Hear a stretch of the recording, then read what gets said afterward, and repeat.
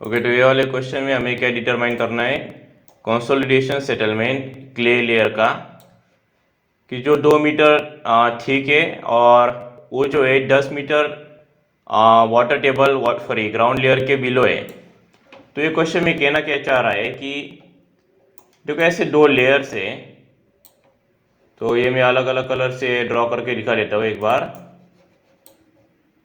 कि ये जो पहली हमारी लेयर होने वाली है वो होने वाली है सैंड की लेयर, और दूसरी वाली जो होने वाली है वो हमारी होने वाली है क्ले की लेयर।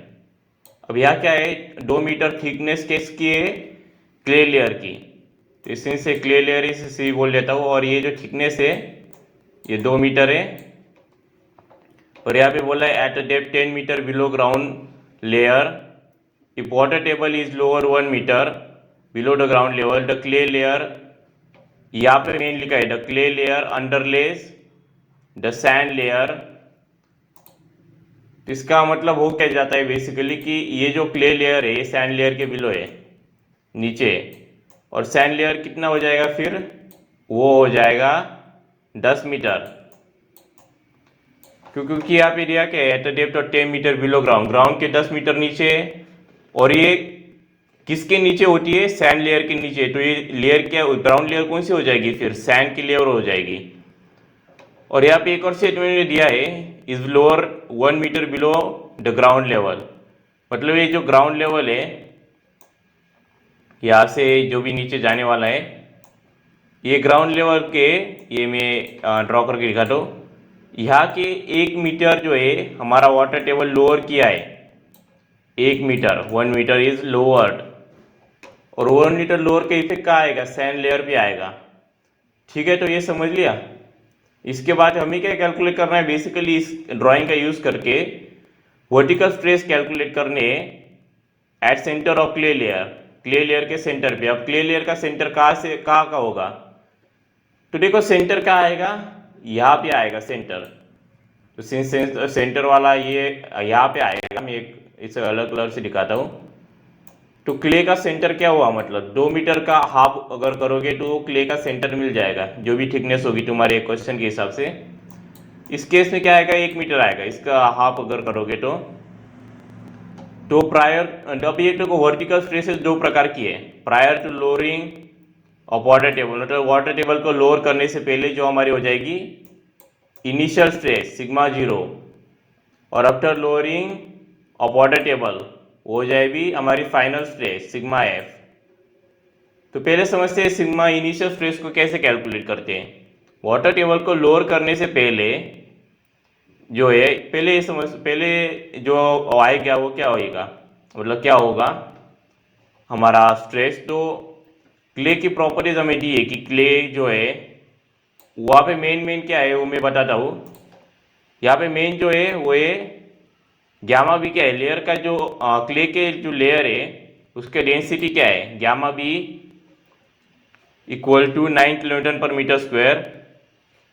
और यहाँ पे सैंड लेयर की जो डेंसिटी, जो दो डेंसिटी दी गई है, ग्यामा बी तो दिया है कि जो नॉर्मल कंडीशन में रहेगा, लेकिन ग्यामा मॉइस्चर भी दिया है।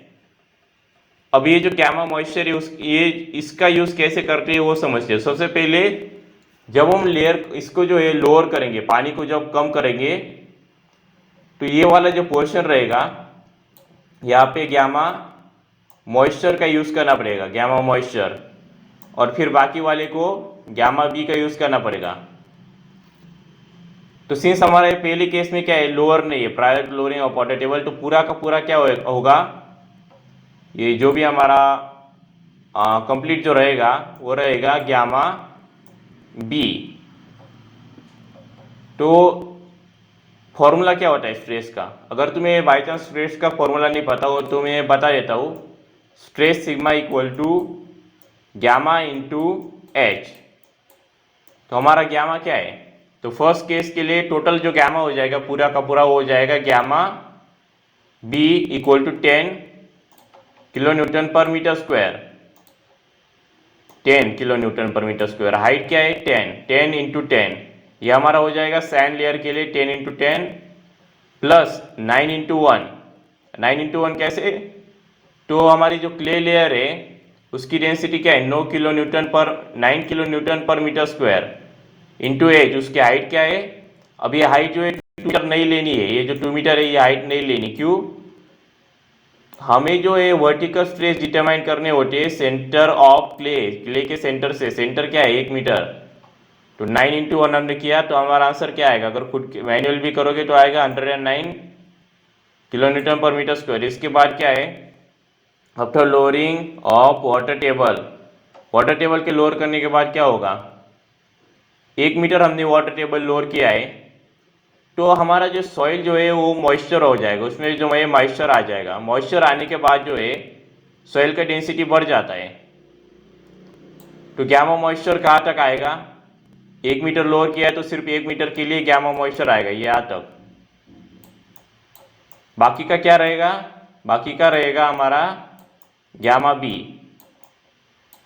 तो क्या आएगा, गैमा मॉइस्चर इंटू उसका हाइट क्या है, कितना हाइट है उसका 1 मीटर, 1 मीटर 17.5 इंटू 1, ये तुम देख सकते हो। इसके बाद जो है बचा हुआ क्या रहेगा, बचा हुआ इस जो 9 मीटर के लिए क्या रहेगा, यहाँ से लेके यहाँ तक जो 9 मीटर आएगा उसके लिए क्या रहेगा गैमा बी। गैमा बी क्या है 10, तो 10 इंटू 9, 10 इंटू 9 जो करेंगे ये रहा। उसके बाद क्लियर लेयर का वही सेम है 9 इंटू 1, अगर ये कैलकुलेट करोगे तो आंसर आएगा 116.2। ये कैलकुलेट हो गया। इसके बाद हमें जो है कैलकुलेट करना रहेगा सीसी। अब सीसी क्या है, कॉम्प्रेसिबिलिटी इंडेक्स जो इसे कहते हैं, equal to 0.009 in bracket WL -10। अब ये WL क्या होता है वो समझते हैं। तो WL जो है वो बेसिकली वाटर लिमिट होता है, कई जगह पे WL को LL भी कहते हैं, लिक्विड लिमिट। इसे इसका लिमिट क्या है, वाटर लिमिट क्ले का 45%। हमने क्ले क्यों लिया, क्योंकि हमें डिटरमाइन करना है कंसोलिडेशन सेटलमेंट किसका, क्ले का, इसलिए हमने क्ले लिया है। तो यहाँ पे कितना है वो 45। तो अगर ये कैलकुलेटर पे डालोगे ये पूरा का पूरा, तो इसका आंसर आएगा 0.315। वैसे मैं करके नहीं दिखा रहा क्योंकि वीडियो फिर लंबा हो जाता है। इसके बाद हमें कैलकुलेट करना है वॉइड रेशो।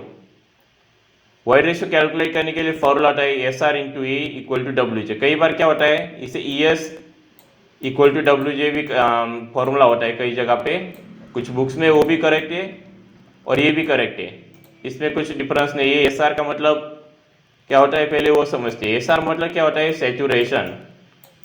अगर मान लो सैचुरेशन तुम्हें क्वेश्चन में नहीं दिया है, जैसे कि अगर ये क्वेश्चन पढ़ोगे तो इसमें कहीं पे भी सैचुरेशन क्या है वो दिया नहीं है, हमें इस क्वेश्चन में नहीं दिया है, तो हमें अज्यूम करके चलना पड़ता है कि सैचुरेशन जो है वो 100% हमारी सॉइल सैचुरेटेड है।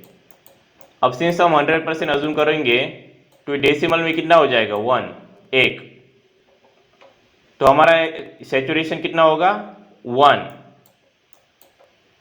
इसके बाद हमें E2 कैलकुलेट करना है, तो WJ, तो W क्या होता है वाटर कंटेंट, कितना है वाटर कंटेंट W 35%, तो ये हमारा हो गया 35%।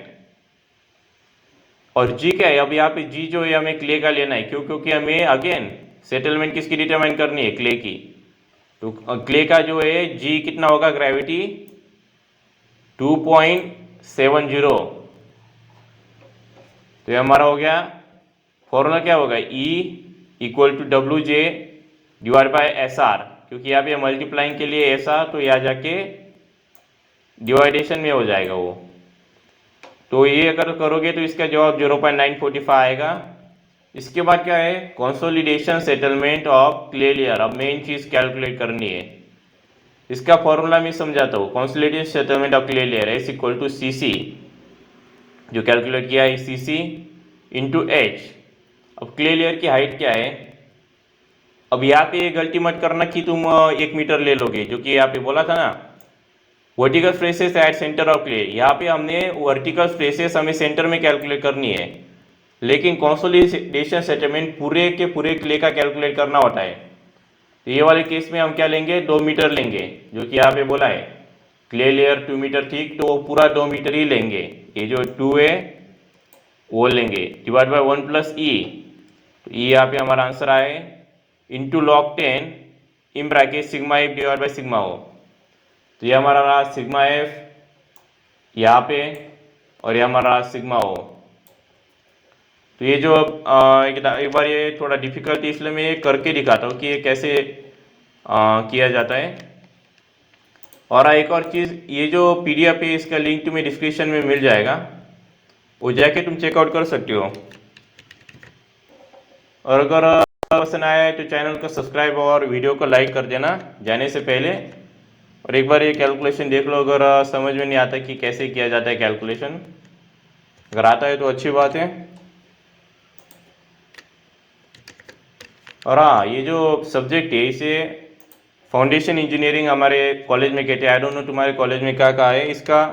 मैंने सारे न्यूमेरिकल सॉल्व करने वाला हूँ, तो वो जो मतलब प्लेलिस्ट होगी उसका लिंक भी तुम्हें डिस्क्रिप्शन में मिल जाएगा और चैनल पे भी चेकआउट कर सकते हो प्लेलिस्ट। इस सब्जेक्ट के लिए सारे न्यूमेरिकल मैं मतलब कवर करने वाला हूँ धीरे धीरे। तो आंसर क्या आएगा 8.998 इंटू 10⁻³ मीटर। अब यहाँ प्रॉब्लम क्या है वो समझो।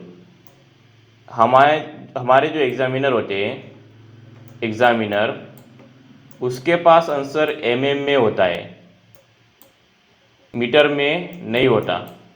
तो ये हमारा जो आंसर आएगा इसे हमें कन्वर्ट करना पड़ेगा। अब कैसे कन्वर्ट करते हैं, आंसर इंटू 1000 अगर करोगे, क्योंकि हमारा मीटर है, मीटर को mm में कैसे कन्वर्ट करते हैं, 1000 से मल्टीप्लाई करके। ये तो पता ही होगा एज ए इंजीनियर। कितना आएगा 8.99 mm। तो ये हमारा हो गया final answer 8.99 mm। I hope you like this video. तो बाकी वीडियो भी चेकआउट कर सकते हो इस चैनल पे जो इस सब्जेक्ट से रिलेटेड है, प्लेलिस्ट में तुम्हें मिल जाएंगे।